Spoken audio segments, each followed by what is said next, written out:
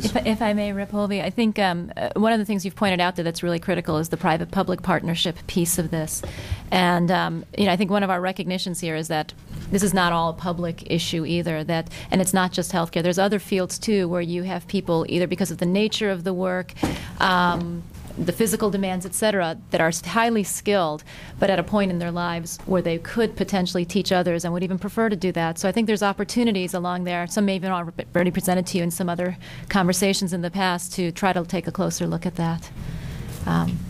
The private-public partnership piece is critical, though, to making any of this work.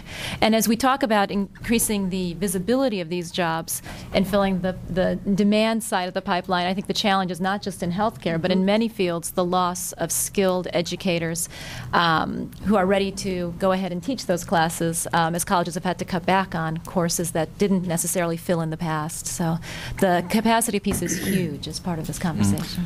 Could I just follow up real quick, Mr. Chair? Please. And one of the pieces to that, I think, is making sure that we don't, and I defer to my educational experts on this, but I know the Department of Education and others, they're able to look at these professionals and say, what exactly does it take within our system to recognize you as an educator? Because obviously you have the knowledge, you have the technical ability and skills to show or teach people your trade or your profession.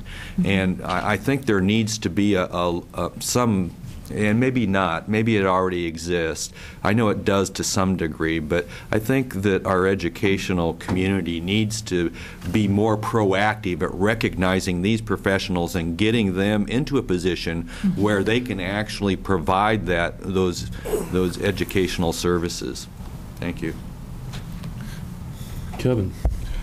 Agnes, this is actually an off-the-wall question. I don't actually do this very often, but one of the things that this committee has seen and had a presentation was an ACE Academy model. And to give you kind of a 35,000-foot view, is a form of a public-private kind of collaboration along the lines of a charter school working with high schools up in the Portland area to teach some kids some skills and doing something like that. And it seems, not only in this discussion, but other discussions that have come up, there's, to say, a deficiency in the nursing. I've heard it described as the hourglass, that you have lots of people and lots of need, but trying to penetrate that small middle spot. But one of the things, and I guess just curious about your thoughts, using, you mentioned the public-private kind of partnerships with respect to this, do you think there is room, and I don't know if it includes high schools or more along the lines of community college-age kids, where you can find those public-private ships or kind of expand on those public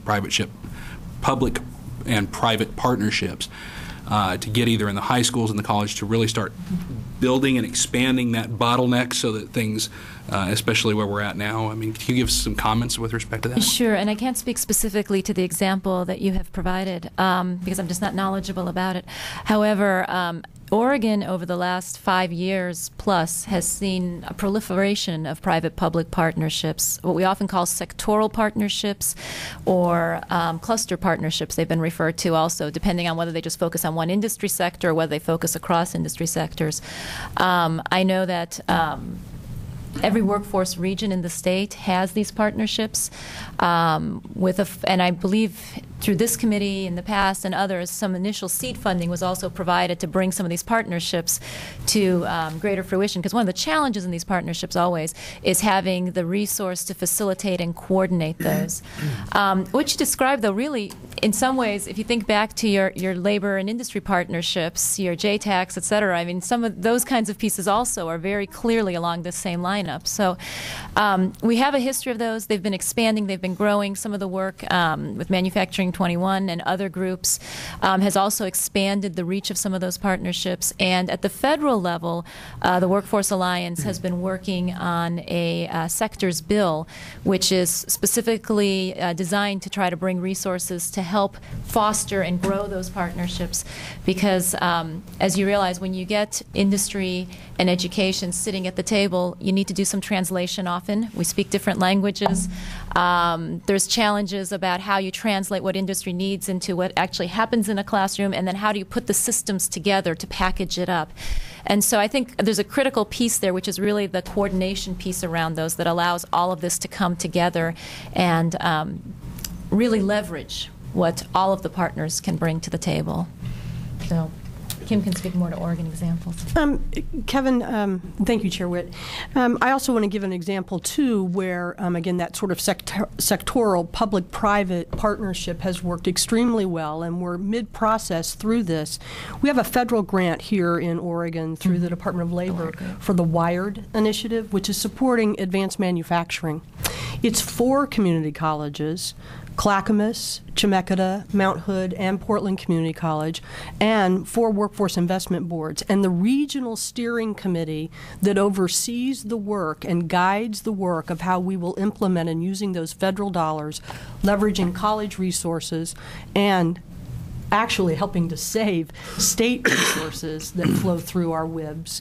We've been able, that regional committee is comprised of business, public sector, private sector, education partners as well, and it's in fact chaired by a business person. So I think again, I can't speak to the ACE example, but I think that there are multiple examples where we are doing everything we can to be stewards of public dollars, including the federal money that we always look to utilize. And Oregon is seen as a great champion of being able to create innovative partnerships. And again, I think the WIRED initiative is one great example of that partnership.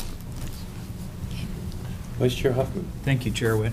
I would go as far as to say that a lot of our educational opportunities wouldn't take place if it weren't for the private investment into it. Agnes mentioned Manufacturing 21. At Columbia Gorge Community College, for example, the WinTech program and the nursing program would not be possibilities without the private investment. The nursing program alone is 25% of Columbia Gorge Community College's budget. Wow. And it only affects, I think they graduate about 21 nurses per year.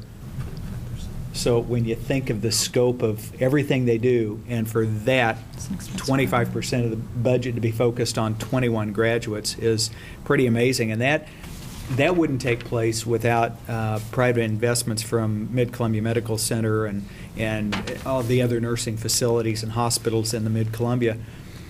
But it's $30,000 a year to educate one of the nurses, and the state portion of investment in Columbia Gorge Community College is $7,000 out of that 30. So without the private investment, and of course student tuition, that program just would not be in place.